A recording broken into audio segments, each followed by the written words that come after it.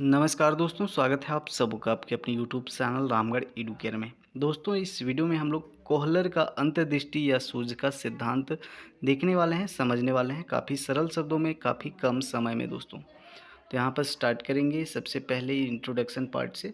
इसके कोहलर का जो अधिगम का सिद्धांत है, ये उपनाम है कोहलर का अंतर्दृष्टि या सूझ का सिद्धांत। पूरा का पूरा ये सूझ पर आधारित है सिद्धांत। कोहलर ने पहले एक प्रयोग किया था चिंपैंजी वनमानुस, और जिसका नाम था सुल्तान। ठीक है, कहीं कहीं पे बंदर भी लिखा है, तो उसका नाम है चिंपैंजी वनमानुस या बंदर रहे, उसका नाम है सुल्तान। सुल्तान नामक बंदर पे या चिंपैंजी पे प्रयोग हुआ था। ठीक है, प्रतिपादक थे मैक्स वर्दिमर, प्रयोगकर्ता खुद कोहलर थे, और इनके जो सहयोगकर्ता थे कोहलर के और कोफा थे। प्रतिपादन किया गया था 1912 में, और प्रसिद्ध हुआ ये थ्योरी 1920 में।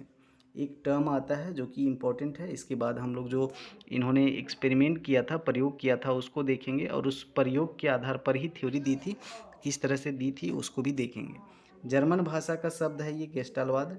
इसका अर्थ होता है पूर्णाकारवाद, यानी कि संपूर्ण से अंश की ओर। और एक महत्वपूर्ण पॉइंट है, इसको ध्यान में रखिएगा। गेस्टालवादियों के अनुसार सीखना प्रयास व त्रुटि के द्वारा न होकर के सूझ के द्वारा होता है।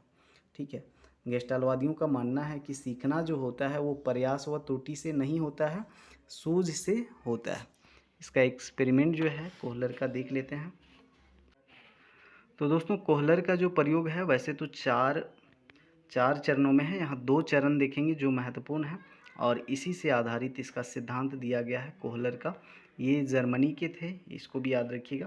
पहला प्रयोग जो था दोस्तों, जैसा कि आप यहाँ पर देख सकते हैं, पहला जो प्रयोग था, जो सुल्तान नामक बंदर था, उसके ऊपर में केला लटका दिया जाता है, और उसके सामने दो बॉक्सेस रखे रहते हैं। ठीक है, तो सुल्तान पहले कोशिश करता है केले को लपक के खाने के लिए, लेकिन वो असफल रहता है। तो फिर वो क्या करता है, और ये एक जो बॉक्स रहता है, बॉक्स को नीचे रखता है और बॉक्स के ऊपर चढ़ जाता है, फिर भी नहीं पहुंच पाता है केले तक।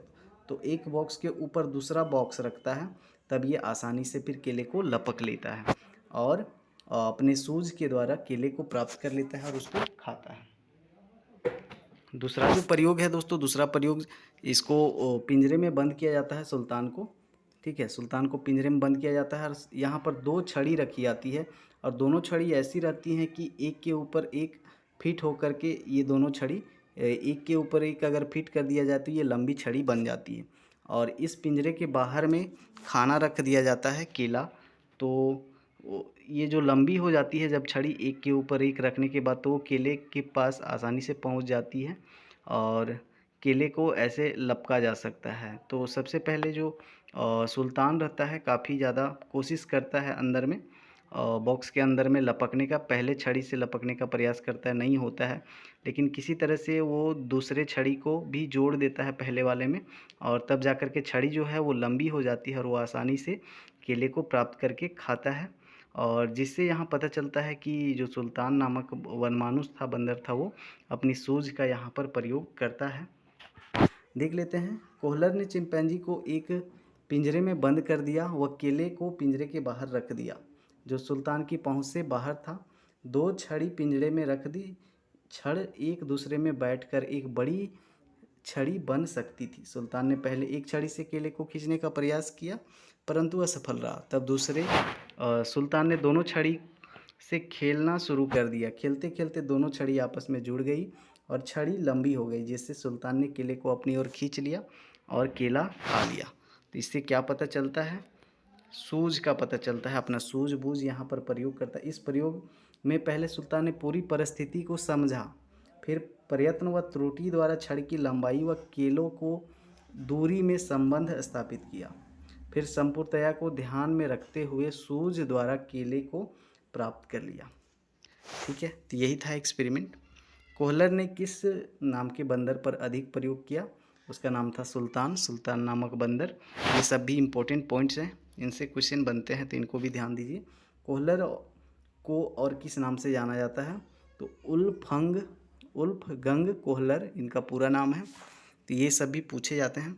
कोहलर के सिद्धांत को किस नाम से जाना जाता है? सूझ का सिद्धांत या अंतर्दृष्टि का सिद्धांत। कोहलर का विचार जो है आधारित है गेस्टालवादी विचारों से। गेस्टालवादी विचारों से आधारित है। यहाँ से भी क्वेश्चन पूछा जाता है। कल्पना जितनी अधिक होगी सूझ की क्षमता का विकास भी उतना ही अधिक होगा। ये कथन है कोहलर का। इसका शैक्षिक महत्व देखते हैं हम लोग।